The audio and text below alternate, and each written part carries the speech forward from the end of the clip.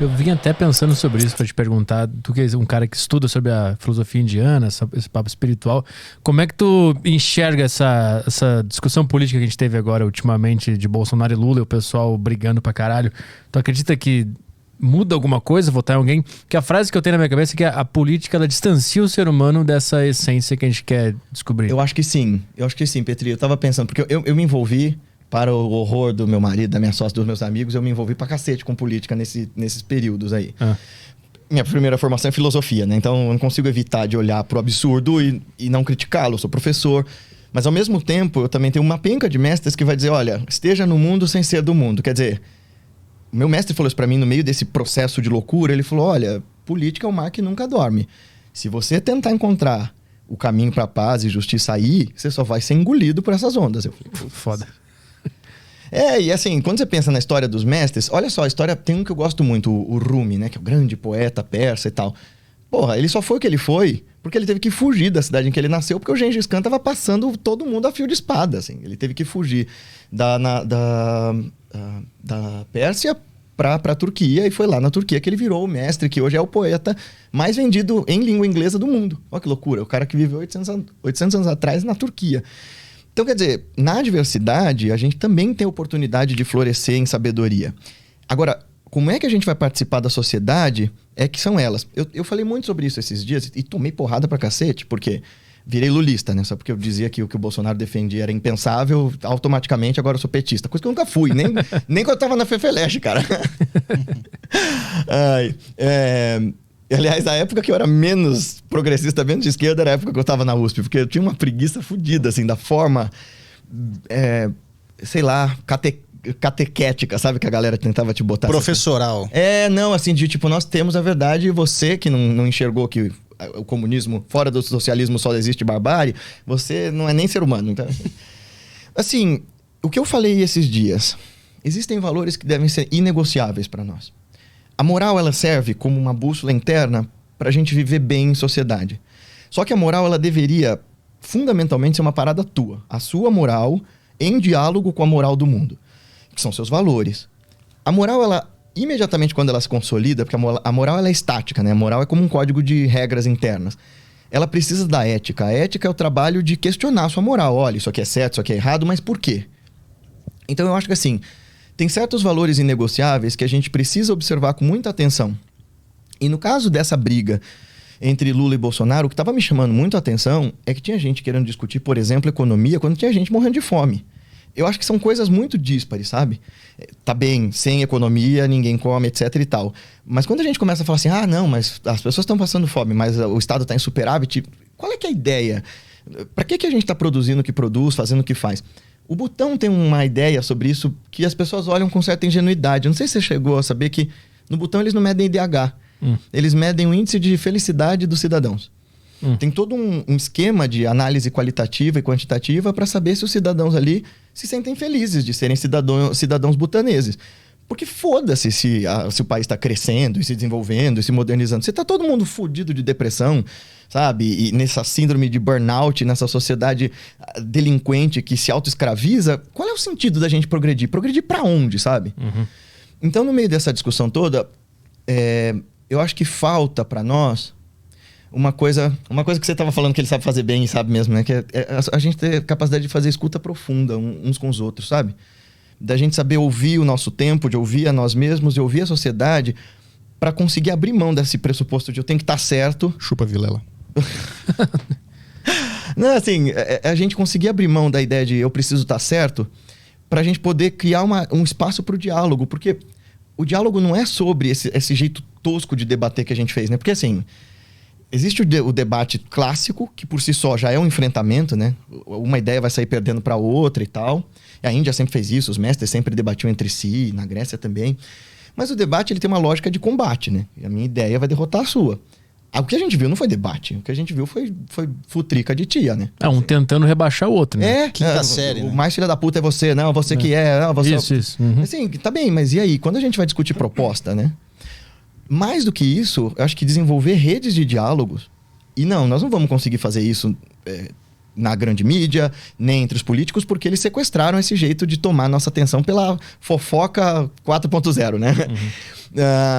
Mas a gente pode criar essas redes de diálogos entre nós. Quer dizer, o que é o diálogo? Mais do que um debate, mais do que uma conversa. O diálogo é uma comunicação mais sofisticada, no qual eu abro meu coração para você e você abre o seu coração para mim. A gente se torna vulnerável quando a gente dialoga, né? E eu tento enxergar a tua perspectiva, né? Isso, exato. Não, isso. Eu não quero julgar a tua perspectiva, eu só quero ver como é que tu chegou nesse ponto, né? E aí eu posso me fazer valer da sua perspectiva para construir novas para mim e vice-versa. Mas então, a minha pergunta, se a política ela não afasta a humanidade desse entendimento, porque me parece que tem uma outra coisa também, que quando a gente começa a estudar essas paradas de espiritualidade, a gente percebe que tentar controlar as coisas é um erro, né? Uhum. E me parece que a política é uma grande ferramenta para tentar controlar as coisas. E aí, por isso que isso me distancia, né? Ou distancia a humanidade dessa essência que a gente tem. Você sabe que os indianos têm uma palavra para isso, para essa delusão coletiva, né? Eles chamam de Maya ou Mahamaya, que é como se fosse um véu que impede a gente ver a realidade como ela é. Tem um mestre chamado Sri Aurobindo, que ele falava do yoga integral. Você já ouviu falar dele? O Aurobindo foi um cara muito importante, porque antes dele virar um super yogi, ele não tinha nenhum contato com a cultura dele. Ele é um desses caras que nasceram na Índia Britânica, que foi mandado para estudar na Inglaterra. Então ele não tinha tido contato com sânscrito, com nada. E quando ele volta para casa, ele começa a pesquisar sobre a cultura do seu povo e de repente aquilo o ilumina. Ele começa a estudar com um monte de yogis e ele cria a ideia do yoga integral. Ele é um dos caras que antes do Gandhi falava da independência da Índia. Isso é um movimento estritamente político, né? Falar da independência de um país que está colonizado e tal. Como é que um super yogi vai querer se envolver nesse tipo de coisa, né? É aquilo, esteja no mundo sem ser do mundo. Eu participo da melhor maneira possível das coisas que estão no meu alcance.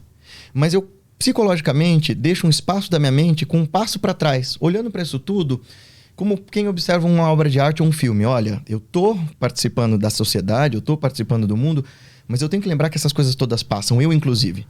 Então, é um jeito, o Descartes chamaria isso de epoquê, né? Fazer esse distanciamento mental é um jeito de você participar da sociedade sem se intoxicar demais com ela. Porque a outra opção qual seria? A gente se alienar. Então, assim, tanto eu me alienar vivendo um mundo de hedonismo e de, né? Não quero saber nada disso, vou fazer minhas lives de Minecraft e o mundo pra mim gira em torno disso.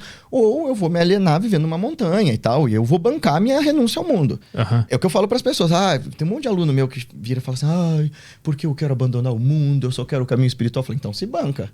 Abandona tua namorada, tua mãe, tua família, vai pra uma caverna e faz isso direito.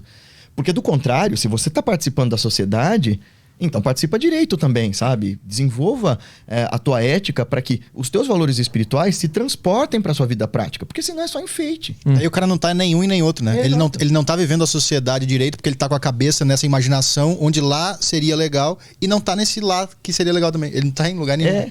E aí sabe o que é foda? Porque quando a gente fala de iluminação, necessariamente a gente tá falando de aniquilar o que a gente chama de dualidade.